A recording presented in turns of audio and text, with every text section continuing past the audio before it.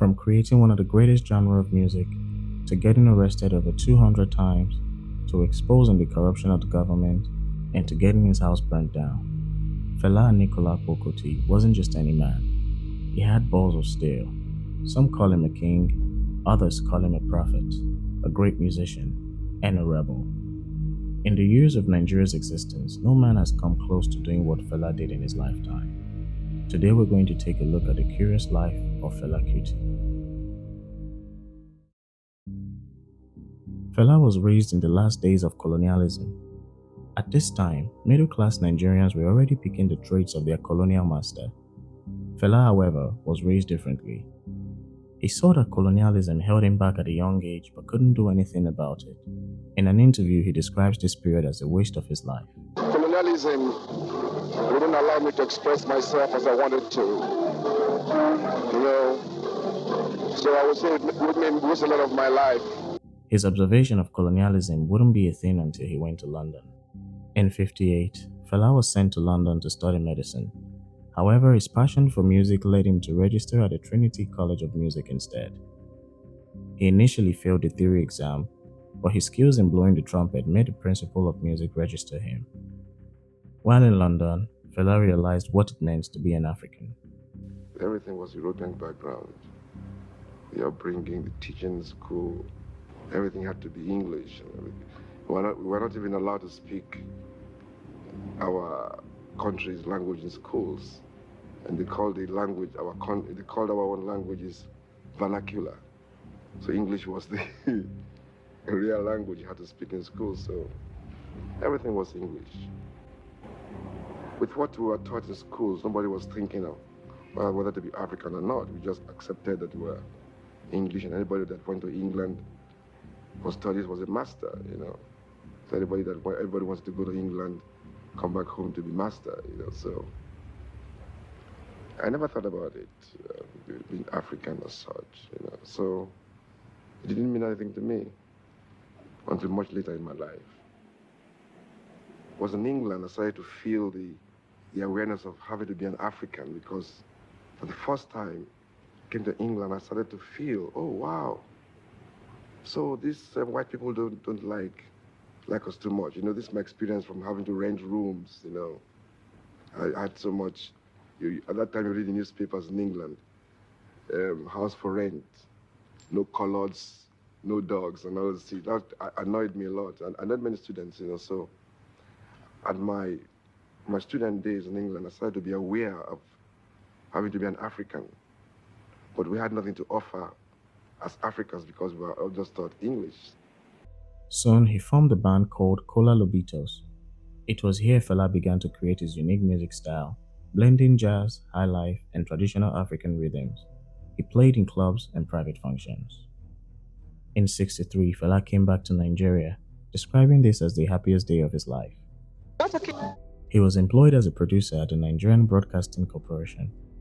Highlife was at its peak in popularity, and Fela's jazz wasn't doing much for him. His mother listened to one of his sets and told him to make music that his people can relate to, but Fela stalled in taking this advice. I'll give that credit to my mother.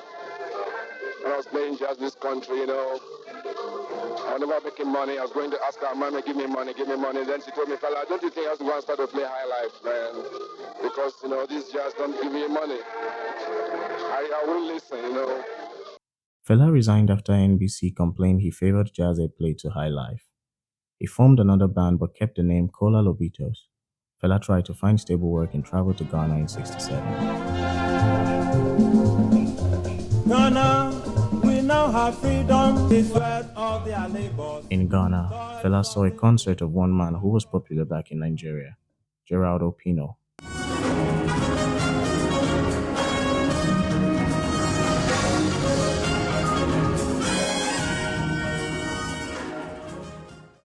Fela was completely blown away by his artistry. At this point, he decided to give his music an identity and be original. In '68, he named this sound Afrobeat. While his life was still taking shape, the country was losing shape. If civil war comes, and I do think it is imminent, you're quite right, it will for us be the price of freedom. Our people here have for a long time been prepared for this eventuality, and I am confident of their readiness. I think that when it does come, that the people on the other side would be surprised.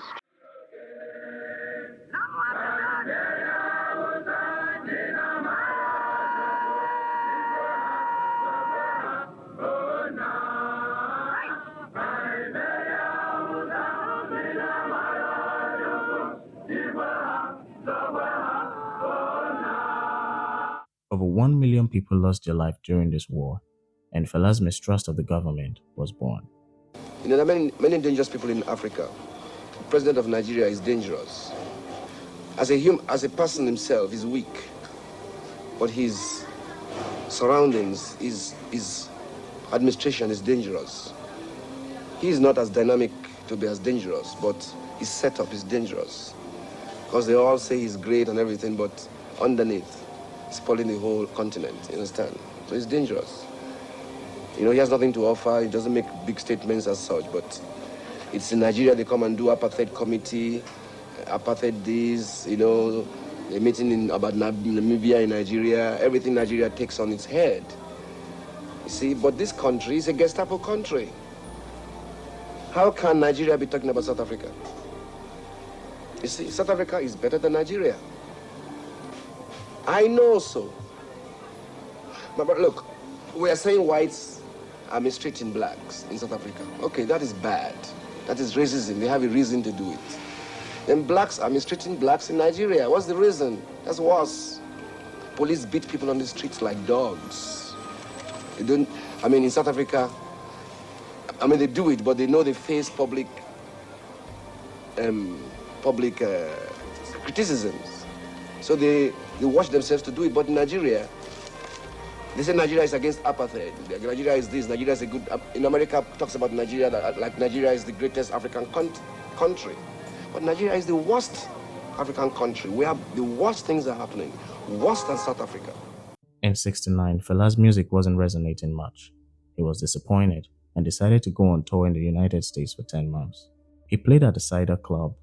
While performing at the club, he met a woman who would change his life and trajectory of his career, Sandra Smith. Then the next stage of this music was my visit to America when I took the Colonialism music there in '69.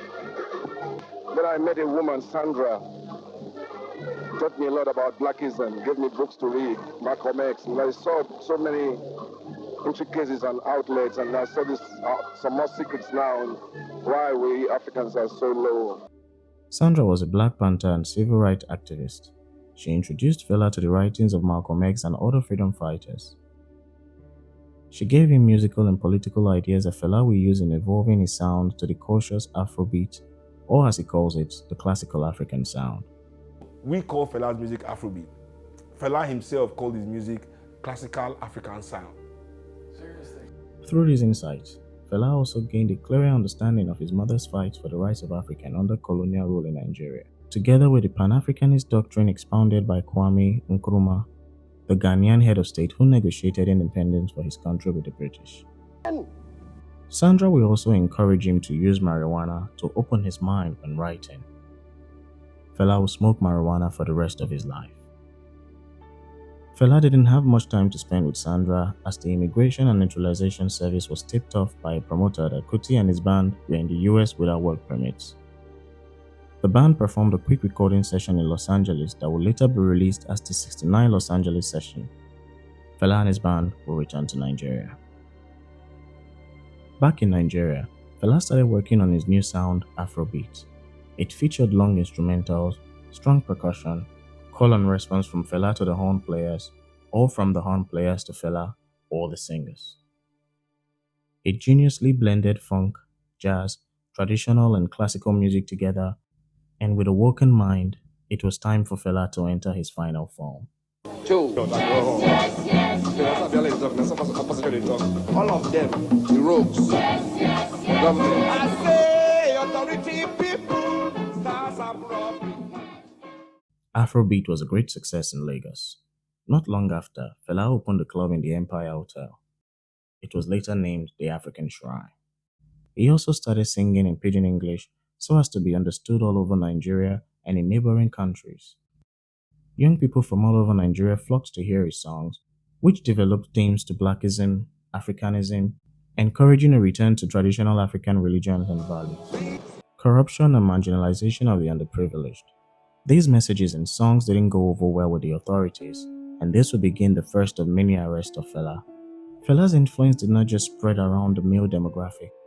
The female demographics were also influenced heavily by Fela. Daughters of pastors, ministers, judges, and police officers who ran out of home found peace in Fela's compound. Because he was having some girls who, for one reason or another, ran out of home and found solace in his enclave. I will mention like Alake, who was the daughter of a judge, a Nigerian judge. Folake, who was a daughter of a police officer. For that, he was arrested. He was, put behind bars for that kind of thing. Fela was arrested for abduction, but these charges didn't stand in court. After his release, he renamed his compound Kalakuta Republic.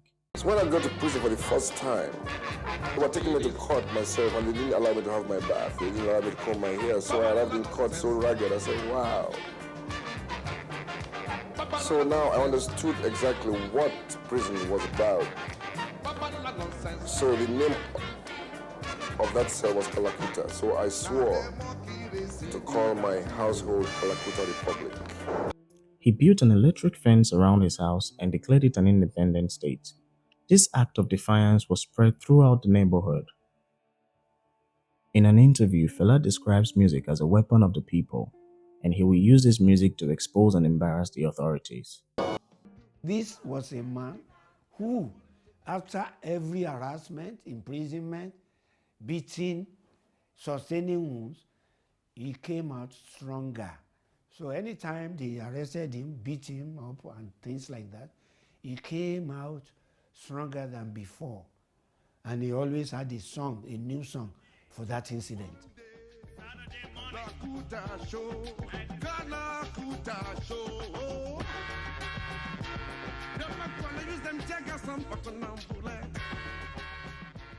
He criticized the authorities for having their own form of democracy, which he called democracy. Here's Fela's explanation. Now, I mentioned democracy. Now, in English, an Englishman will say democracy. But if the African man wants to say it in broken, he will say democracy. You see now. I now thought of the word. I said crazy. That's now I saw craziness. I said I could not let my people see that democracy really is not that word, that it's really madness, So I said, now I started to sing. I said, I start to think of this word democracy. Democracy. Crazy demo. Demonstration of grace. Crazy demonstration. Then I went a little bit serious because I know that people will laugh at that when they hear that. Then I went a little bit serious. I said, if it's not crazy, why that in Africa, as time goes forward, things is getting worse.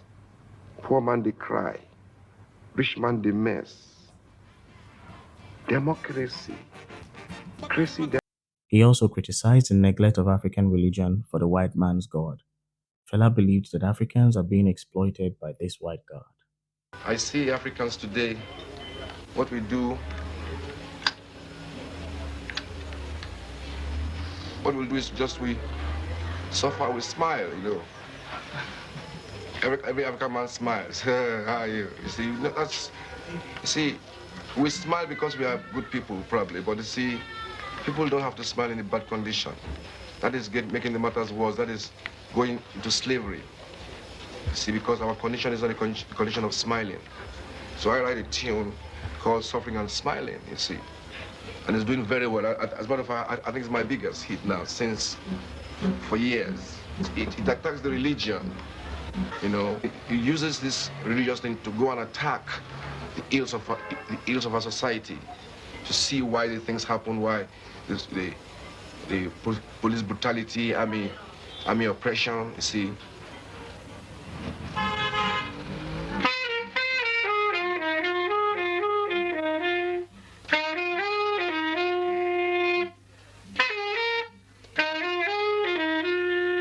The reason why Islam and Christianity is spread all over Africa, we know, is to exploit the people.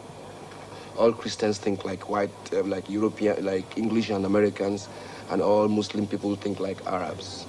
So they're just diverting the African minds from their roots, that's all, you know. And Africans must know. You see, they must have the original one. And somebody must spread the knowledge of this. And I think I have the knowledge. Fela not only took his religion personal, but also recognized the importance of music and its spirituality.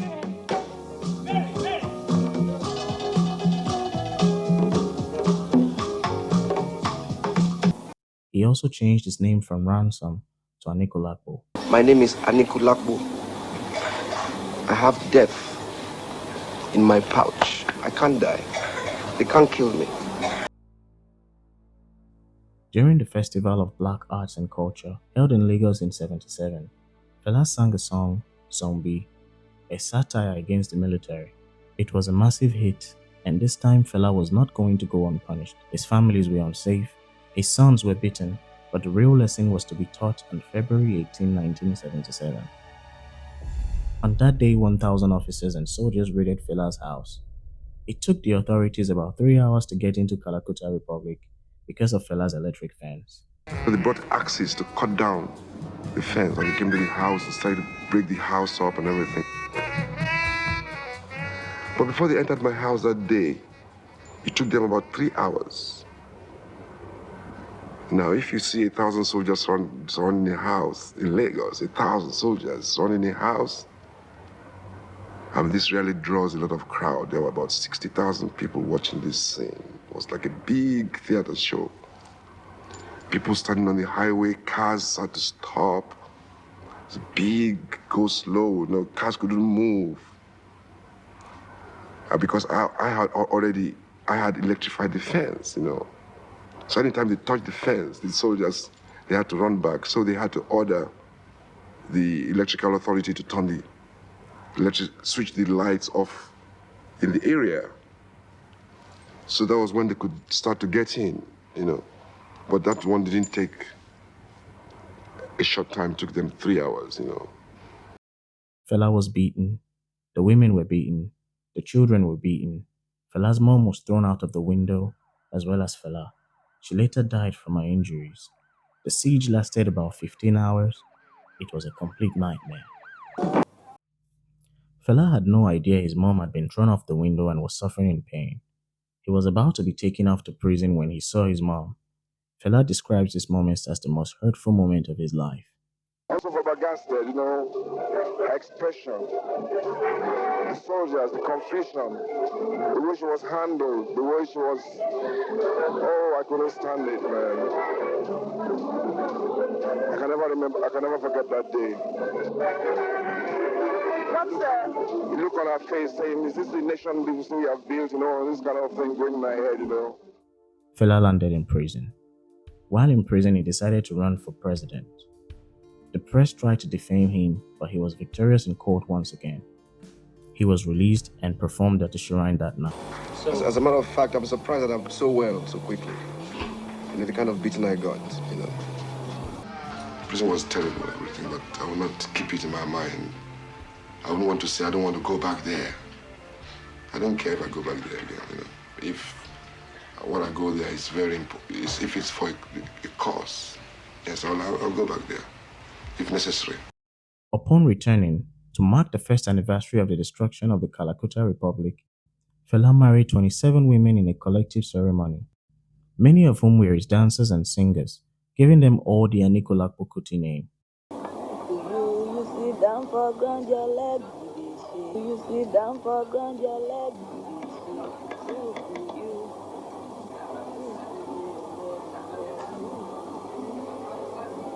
Sit down for ground, your leg will shake. Who could you?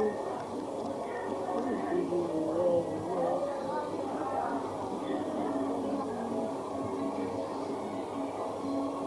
In the African community, there's some special women. They call them Iyalaje. It means women who have special powers to see the future, to see front and back. These are the special women. And important people always have them around, in the African home. Like I have my own Iyalaje in my house, who advises me what to do. In 79, Obasanjo decided to hand over to civilian rule.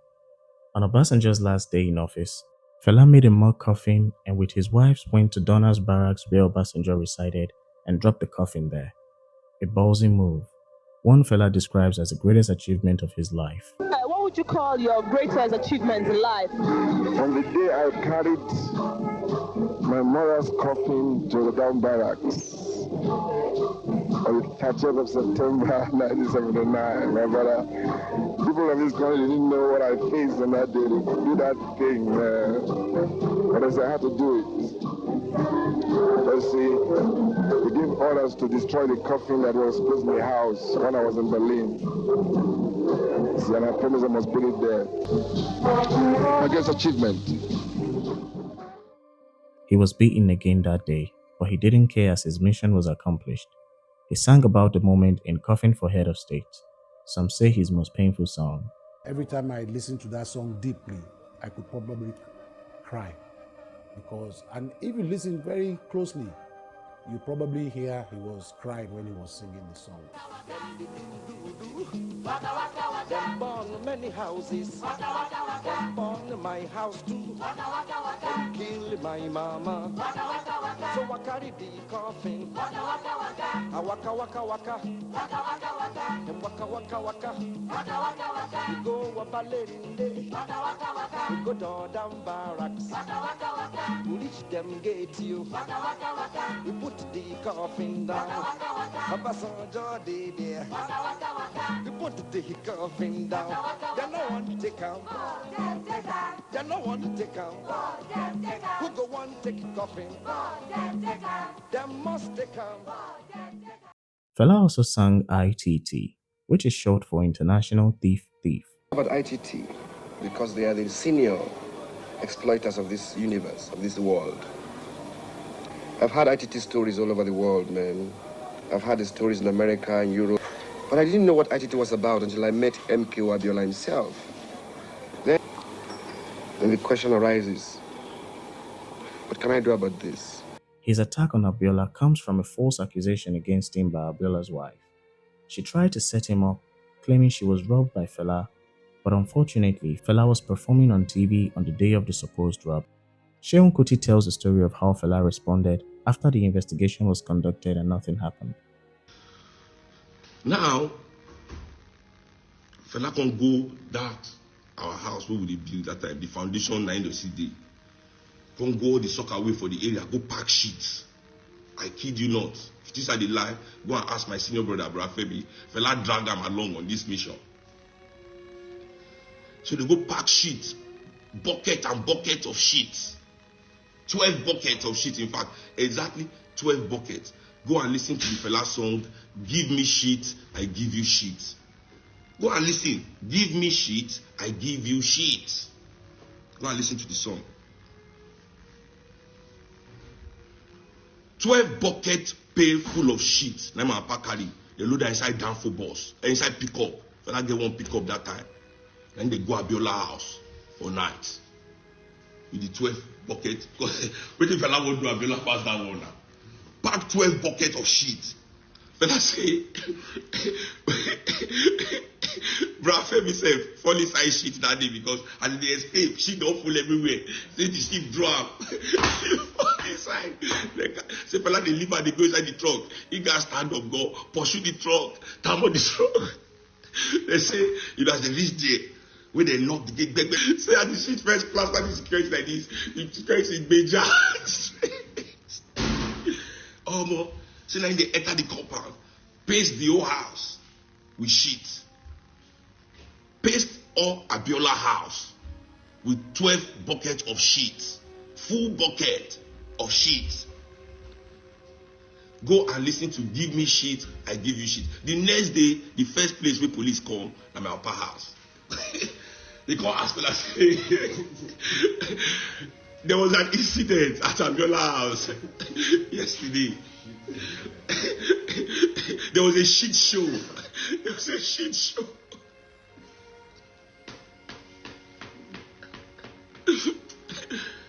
Say, they are here to investigate the shit show at Abiola house yesterday. Fela is the culprit, number one suspect. Say, where was he? Is it, you know, what do you know about the shit pouring in Abiola's house? Fela say, he don't know anything about, say, they pour shit for Abiola house. But if he get the opportunity, he go do it. Mama, oh. Fela still had nowhere to live, so he and his entire entourage squatted at the offices of Decca Records, who owed him some royalties according to Fela. They would remain there for about 2 months, or in the 11th hour, Fela and his band were invited to play at the Berlin Festival, and with an agreed fee of $80,000, Fela was back on top. Francis. The Berlin tour is still one of his best performances till date. Fela used that tour to continue exposing the authorities. Fela also talked about the incident that happened in his compound, highlighting the reason he was thrown into jail. He was really fearless. When you are revolutionary and you talk the truth, people will come and slap you down. Then you talk the truth again, they lock you in jail. Then when you are very strong and you talk again, they may kill you. They may even burn your house down, like they burnt my house down at home. Now, when they burn my house finish, some friends who are very, Africans know they are very afraid of life. Hey, Fela, yourself, don't talk truth again. You see, they come and tell you not to say the truth again. Then I tell them, I say, them never hear anything at all. Then go hear, pansa, pansa. Pansa, pansa means they will hear more and more and more until they can hear no more. Because the truth can never die. Everybody say yeah, yeah. I go someplace, I sleep the place, I sing a song, I sing a lago, a lago. Then vex, complain, then say oh God it is. I sing so big, I sing no bread, I sing Kalakuta show, Kalakuta show. Then vex, complain, then say oh God it is. I sing a song, expensive shit. I sing a song, kid they walk baboon they chop. Then vex, sing a song. Before I jump like monkey, give me banana, make you hear. Give me banana. Before I jump like monkey, jump like monkey. Give me banana. Before I jump like monkey, monkey they shop banana. He also announced his intention of running for president.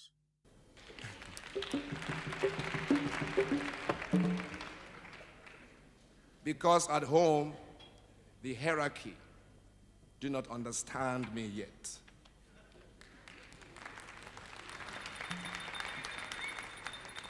They do not know that I have information from my people. They do not know that we want a change for our people. But now they understand that I am going to stand for presidency in my country next year.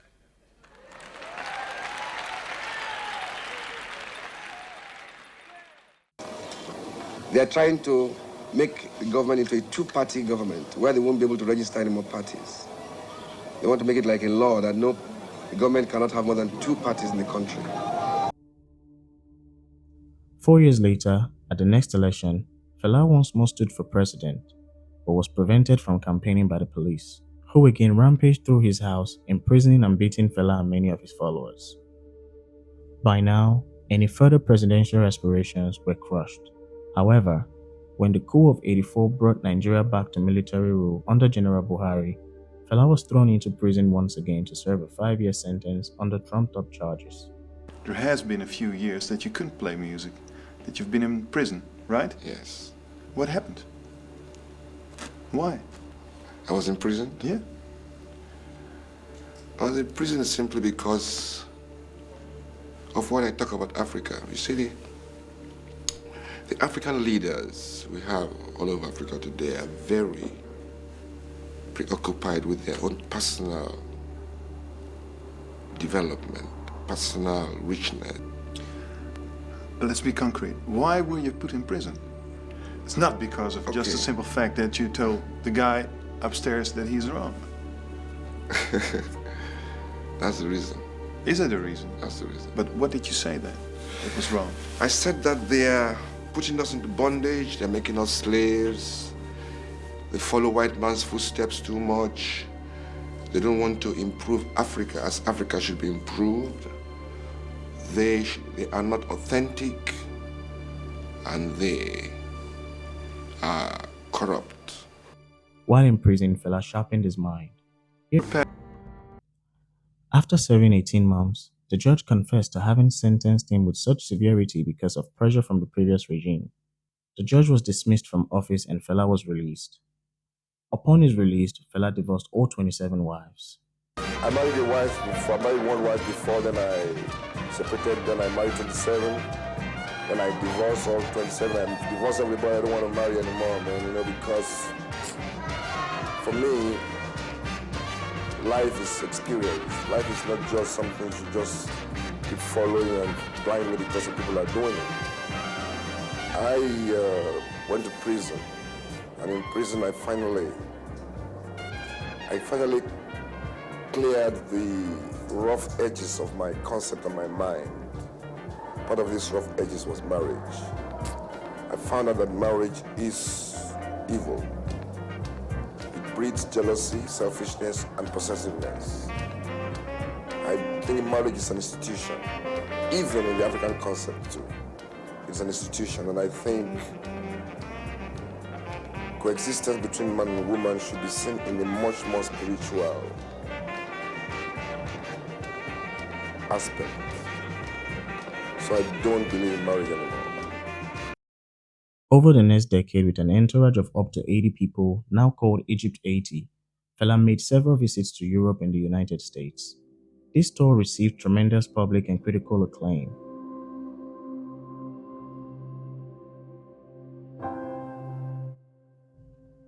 August 2nd, 1997.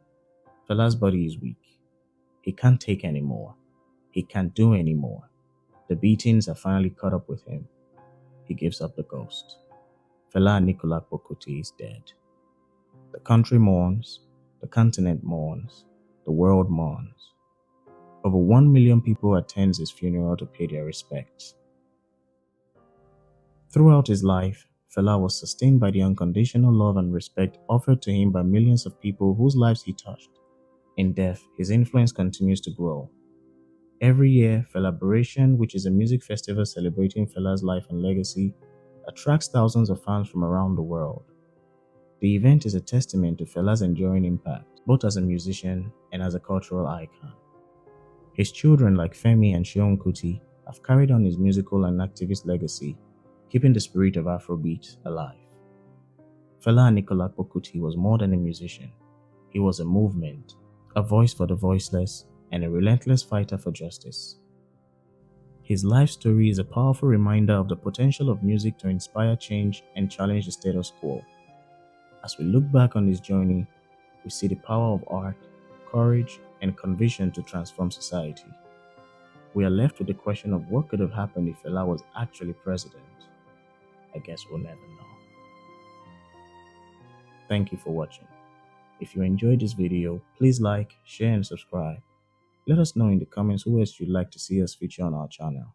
Until next time, remember, music is the weapon of the future. Salute.